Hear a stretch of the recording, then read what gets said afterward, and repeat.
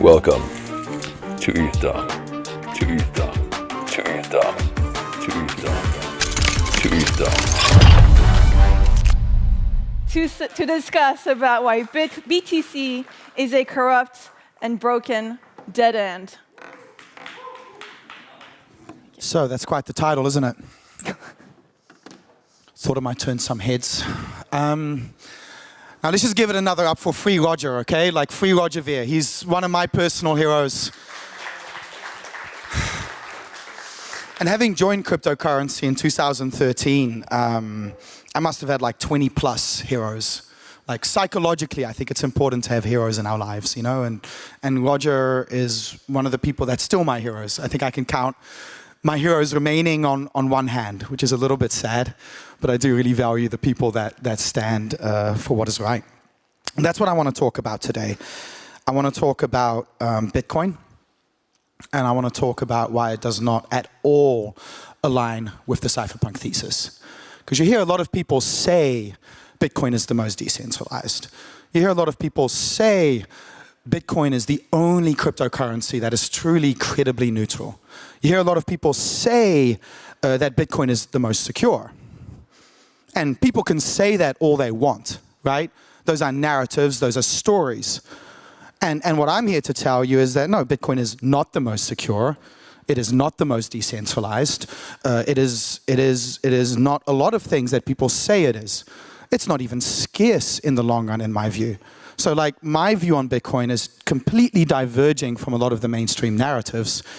And I think this is very problematic, really, because Bitcoin was invented. If you really read the writings of Satoshi Nakamoto, the founder of Bitcoin, right? If you read his writing, I think he was clear as day when he talked about Bitcoin, a peer-to-peer electronic cash system. He talked about how removing intermediaries from a blockchain, removing intermediaries from a financial system allows you to lower the cost, enabling microtransactions. This is literally in the first page in the Bitcoin white paper, right? The title says peer-to-peer electronic cash.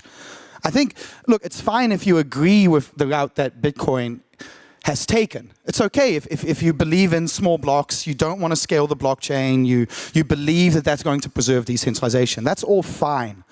But please, please don't rewrite history. Please at least acknowledge that Bitcoin has completely pivoted its economics, its use case, its vision. It is not at all this thing that people claim it to be. It's not at all the thing that Satoshi initially created. I mean, that's really difficult, that's really important to drive home. And just on a personal level, I think it's been one of the biggest disappointments of my entire life. To see the thing that I love so much, the thing that I adopted as a young, idealistic Bitcoiner in 2013, to see it become so perverted, for it to go so far from what it was originally designed to do, right? And just for people in the audience that don't realize how bad things really are, if everyone in the world just wanted to do one transaction, just one transaction. Everyone in the world would just want to do one transaction, right? And this is a very optimistic calculation with like the most optimistic address stands, etc. It would take more than 40 years. The queue would be more than 40 years long, okay? The idea that this is the future of money, I mean, the idea that this is somehow something that people en masse can use, it's just completely wrong. It's completely wrong. Like self-custody, you know, you hear Bitcoiners talk about self-custody. Self-custody is impossible with Bitcoin, right? Like if it takes 40 years to do one transaction, you can't self-custody your Bitcoin if you can't do a transaction, okay? So the only way we get mass adoptions for Bitcoin is through custodians, right? And you know how I talked about building products and how the most important thing is to build products that people actually want to use? We can't build products over Bitcoin. Like any meaningful amount of usage, any significant amount of usage, the system just completely breaks down. So we're in this weird situation where everyone can kind of pretend. You know, everyone can kind of pretend that Bitcoin works because no one's using it. Everyone can pretend like Bitcoin's going to change the world because it hasn't broken down because no one's using it. I mean, do you see what's happening here? right? We're all feeding into this fantasy, and we're playing into the hands of Bitcoin's critics, right? I think the critics of cryptocurrency say that Bitcoin is this purely speculative casino that doesn't actually solve any real-world problems. Yeah, that's Bitcoin. That's Bitcoin. That's Bitcoin, the ultimate meme coin. And yeah, I mean, to see this movement be corrupted, to see so many people lose track of their North Star was being just very disappointing. But if on the one hand it was my biggest disappointment, it was also my biggest lesson. Because we have to ask ourselves, well, why did it fail? Why did it get perverted? And ultimately, I think the real answer comes down to governance. Because yes, we can blame the lack of scalability, but what we really should think about is the choice not to scale. I think that's what it really comes down to. And the fact that currently, the way a lot of these cryptocurrencies are governed are not through stakeholders, are not through the owners of cryptocurrency. It's governed by some cabal of developers, or it's governed by whoever's pulling their strings. In other words, this is old school politics. This is realpolitik. And I don't think most developers are really equipped to deal with that, to actually confront the world, to confront intelligent agencies, to confront people that bribe them with millions of dollars. I don't think that's something we should be putting on developers at all, actually. And the real solution here is stakeholder governance. So what I mean by that is that if you own part of a cryptocurrency, then you should also have the right of decision making that's attached to that.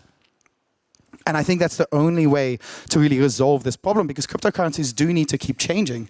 The technology is evolving rapidly. So as long as cryptocurrencies change, we need governance. And what I see in places like Ethereum and Bitcoin is they pretend like it's this glorious meritocracy. Like everyone, like the best ideas will rise, and you know, they achieve consensus. Yes, they achieve consensus by kicking out people who don't agree with them, right? And to bring it back to the block size debates as well. Now, I want to remind people here that during the block size debates, we had the majority of users, at least according to the polls that we carried out, the majority of stake, the majority of miners, and the majority of businesses all supporting increasing Bitcoin's capacity, right? That's the vast majority of the entire ecosystem. And what happened? The core developers still got their way.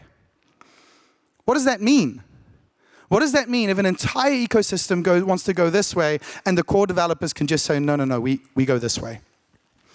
That's total centralized control, right? Right? That's centralized control of a cryptocurrency. It's madness. It really is madness. And you know, so we have a cryptocurrency that can't be used, that is not private, that is not sustainable, and therefore not scarce and secure.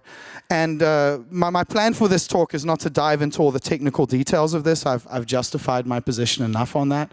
But really just to drive home the point that what we're doing is we're betraying the cypherpunk movement by supporting BTC. It's a giant distraction, right?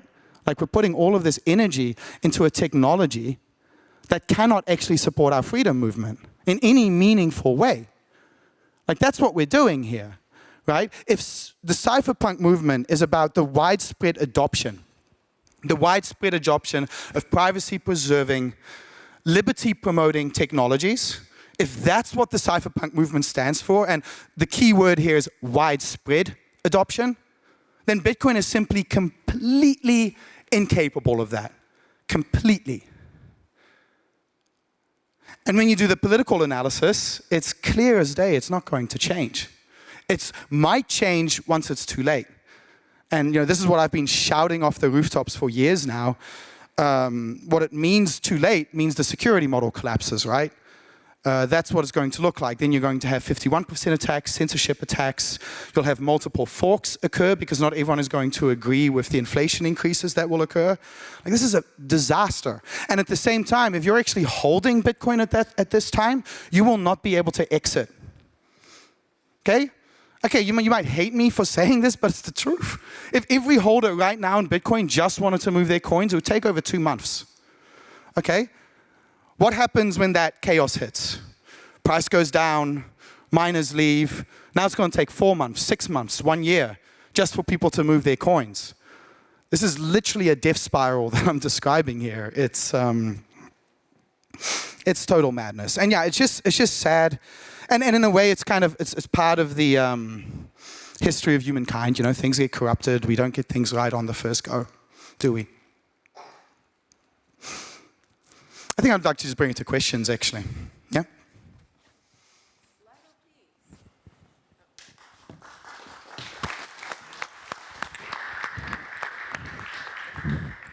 That was, can you hear me?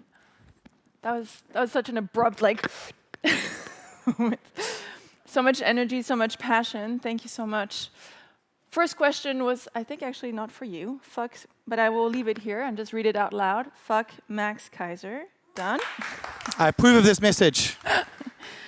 Question here: why didn't Satoshi predict the block size like he did with deflation and halving? Shouldn't he have added a parameter to change block size through usage? This is a great question, because he did. He literally did predict all of this. There's a great quote by Satoshi where he said, over time, people are going to become increasingly tyrannical about increasing the block size. Those were his words. And then he specifically specified how we should increase the block time. The block size. He said, we need to input a change on this block, and then all nodes will agree to the new block, and the upgrade will happen. He specifically specified, this is how we do it. We should do it. The small block size limit was a temporary anti-spam measure, right? And the history of this is quite fascinating, the way Bitcoin was captured, the way over $200 million of funding went into the core developers to promote L2 scaling solutions, which obviously run directly counter to the incentives of L1 scaling. And yes, it's the same thing that's happening in Ethereum now, which is why I've taken the position that what we're witnessing is a systemic flaw in governance, okay? So if you build the same system again, the same problems will occur over and over again until we actually adjust the systems in such a way that it doesn't. And we have a bunch of people from the Dash community here, and I would just like to point them out and say, hey, look, this is a cryptocurrency that has decentralized governance, that has self-funding mechanisms, and had it all deployed before Ethereum was even a thing. So I've been talking to some Ethereum people, and they're like, oh, well, we should test it out. And it's all tested. We know this. It's been proven again and again that we can do this. And through a self-funding mechanism, if you take part of the block reward, that creates an L1 bias source of funding. The problem with big BTC and Ethereum is there's way more money for layer 2s than there is for the layer 1. And that creates a very perverse set of incentives. Thank you. Another question. Are you more worried about BTC or USDT? Oh, that's a tough one, actually.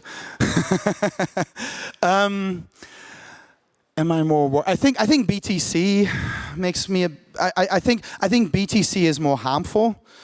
But I think the damage is already being done. So I suppose then I would be more worried about USDT, because that damage only happens when USDT goes belly up, which I suspect is the biggest Ponzi in all of human history, by the way. So I would advise you not to hold USDT, not financial advice, but yes, don't do that. I'm afraid of that black swan event. Do you think any pure proof of work coin can work? Here's the thing. I've become very... I just don't believe in proof of work at all anymore. I'm sorry. I know there's a lot of people here that still like proof of work, but just when I look at it objectively, I think it's less secure, less decentralized, and less economically sound.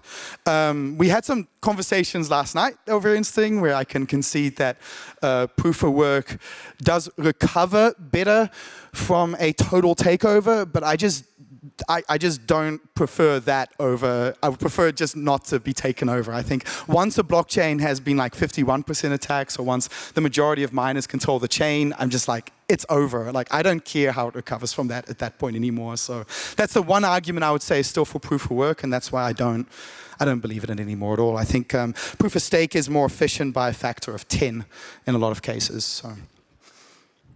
Another one. The claim is miners wanted large blocks. Why didn't they change 5 lines of source in their node code and vote with their hash power? Yeah, I think a lot of people in the big block camp, myself included, by the way, believed, kind of saw Bitcoin as a type of quasi-governance system, and that the miners would act as, let's say, voters within a system, let's say, that turned out just to be completely incorrect. Right, we were wrong about that. I don't think that's the case. I think miners are highly mercenary, and I think part of the issue as well is the time horizon of miners. So miners tend to have a, let's say, 5-year time horizon based on electricity contracts and hardware shelf life, which means miners on average are actually going to prioritize. They're going to prioritize short-term over long-term decision making, and I think that's part of what happened in that scenario, where raising the block size in the short term might have been worse, but obviously would have been way better in the long run. So I think that's where proof of work and miners in themselves, I don't necessarily consider them a particularly strong form of governance for this reason. I mean, from my perspective, they very much failed us, right? I'll still take 2 questions. When do you think Bitcoin's overwhelming market position will begin to slide? I mean, it has been. It's been sliding consistently if you zoom out enough on that chart. You know, when I first joined crypto, it was at 96% dominance, right? You know, it really started going down once it hit capacity. I really think that, like, you know, we had Bitcoin, and Bitcoin was great, and then Bitcoin pivoted and chose not to scale. And then Ethereum came along, and it was 10 times better because it scaled, right? Then Ethereum chose not to scale, and then something else came along that was 10 times better, and it was Solana in this case. I know a lot of you guys hate it that I say Solana, but you know, that is the winner, whether you like it or not. Finally, one last question. If all major stakeholders and users supported the scaling of BTC as you claim, why didn't BCH succeed? A great question again. So I think a lot of us in that camp thought that the market would route around BTC through the BTC forks. That's what a lot of us thought would happen, and that's not what happened. What happened is the market routed around BTC through alternative blockchains, like Ethereum, like Solana. That's where the majority of usage goes today. You can probably tell right now I'm far more focused on actual usage, revenue and value, as opposed to just pure speculation. In the longer run, I really think the real value lies in utility, in that liberty has utility. Cryptocurrency utility and building products is the only way we actually change the world, which is why a blockchain like Bitcoin that you can't actually build real, useful, competitive products with cannot change the world. A round of applause for Justin Bonds. Thank you, everyone. Thank you so much.